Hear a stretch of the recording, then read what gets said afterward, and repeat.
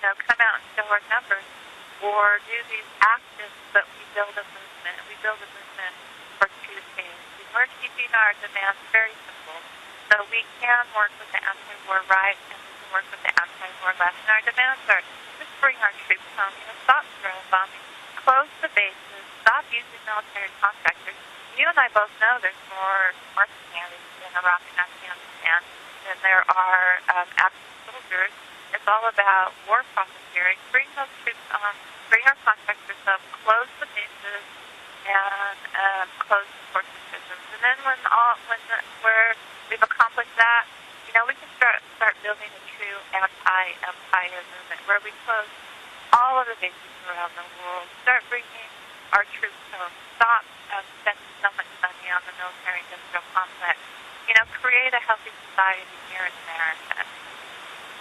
I'm with you 110%, and I really do think that people are so detached. They don't realize how dangerous these U.S. drones really are because they're not hitting U.S. citizens. But can you imagine anonymous death by the sky? And then, say we're in the middle of Manhattan. All of a sudden, just an explosion happens. We find out it's a drone, but they were going after a suspected member of Al-Qaeda. They got him, but 20 people had to die. It would be unacceptable in this country. But again, because we're so detached, we're so apathetic to the actual situation that surrounds us, headlines like 20 dead in drone attack, 100 dead in drone attack, 50 dead in drone attack do little to motivate people to change the situation. Well, and also, besides the stain of torture that our country is perpetrating, these drone bombs have to be like one of the worst aspects of our war of terror. I still call it a war on terror, called war of terror, against the world. And it's just, to me, it's just an inherently immoral thing to do. Like, don't get me wrong, I'm not for manned planes dropping bombs.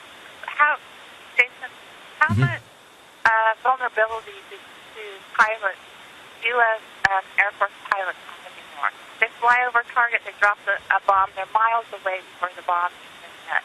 I'm not for manned military bombings. I'm not for military drone bombings. But it seems to me this CIA program that is so is extrajudicial. The CIA have been doing it, assassinations, coups all over the world, destabilizing entire regions. We're feeling the blowback today from decades of CIA meddling in other countries. But for the CIA to become an overt paramilitary organization where Barack Obama, Mr. Kane, where he has authorized the increased use of these drone bombings, and I have many. All this hate mail I've been getting today, they're saying, but, it saves American lives. This program saves American lives. And like you said, not even once thinking about the innocent people. It's as if one American life is more precious than any other life in this world. And that's what we have to start thinking. We have to start thinking that these people that are being killed have the same life value as the person that's sitting in an air-conditioned bunker somewhere in the United States controlling these drones.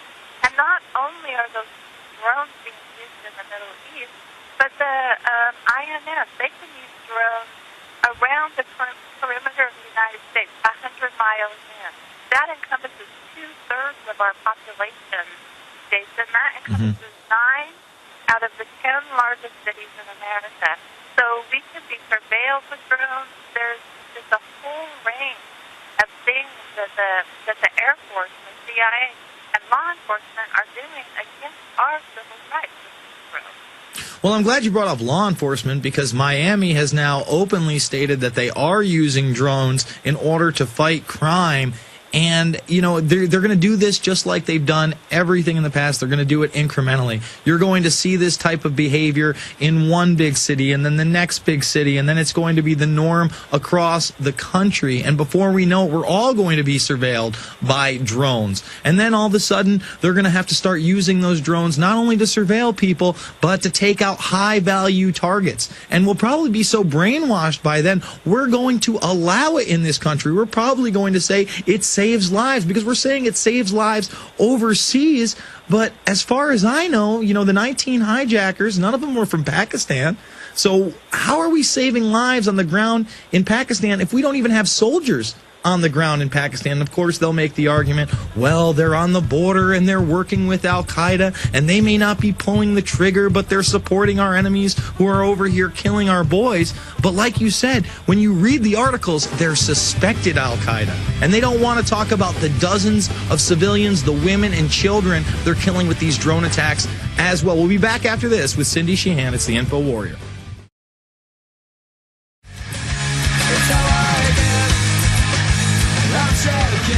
We are back. It's the Info Warrior with Jason Bermas. We're joined by Cindy Sheehan.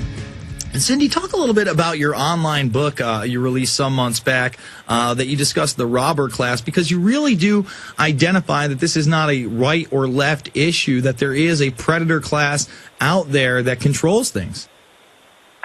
Well, I wrote a book called Myth America, MYTH America, 10 Greatest Myths of the Robber Class and the Case for Revolution. And I actually have just expanded it to the 20 greatest myths of the robber class and the Case for Revolution. So if people want to get more information, they can go to my website, cindysheehan.com, to look at that. It's just within days of being formatted, put into the PDF form. It is an online book. I haven't published it as a hard copy. But I recognize quite a while back, even before I ran for Congress against Nancy Pelosi, that it's not a left-right thing. It's not a Republican-Democrat thing. It's not a white, black, brown, yellow, or whatever racial thing. It's not a religious division in this country or the world. What it is, it's a class division. And the robber class, which consists of, in my view, most everybody in government, most everybody in the corporate media, most everybody on Wall Street, the banksters, the military-industrial complex, belong to this class of the robber class. And the robber class wants to keep us deep in these myths that we do have a two-party system in this country, that we do have a representative republic or a representative democracy in this country, that that the United States is the greatest nation in the entire history of the universe. These myths that elections are credible, that elections are relevant, that elections actually change things. Look what happened in 2008. We had yet another election, and the only change we've seen is for the worse. So I broke this up into the robber class and the robbed class. And we here in the robbed class will fight each other about every little aspect. We'll fight each other along racial lines, along religious lines, along that's called political lines. We'll fight and bicker with each other. And while we're fighting and bickering with each other, the robber class is literally stealing us blind. They're taking our money. They're taking our property. They're taking our children to kill in their wars for profit. And that's another myth of the robber class, is that it's noble to die in robber class wars. What we're doing and putting our children and our friends and our brothers and sisters and husbands and wives into, and mothers and fathers, is a system where our loved ones, our friends, our family, are being used to kill other people's children and loved ones, or potentially die, like my son Casey, to line the pockets of the robber class, not only to line their pockets, but to consolidate their power. There's just a few of them and so many of us but in our codependence with them, we allow them to take things from us. So this is never going to stop until we put our feet down together and work together as a community to say we're not going to let you feel us blind anymore. So that's why we have to, and the left is guilty of this is the right. I say I'm going to go on Jason Bermas, and the leftists start, attacking me for being on Jason Bermas. If I say I'm going to go, on, Amy Goodman or something, then my other friends, my libertarian or right friends will start attacking me. When we have to realize that we're essentially working for the same thing. And just because we want to put divide ourselves, put ourselves into pigeonholes or cubbyholes and say, I'm this or I'm that, so I don't like you because you're something else. And this is exactly what the robber class wants. The robber class wants to foment and perpetuate these myths and these divides. And it's a classic example of divide and conquer. They want us divided so they can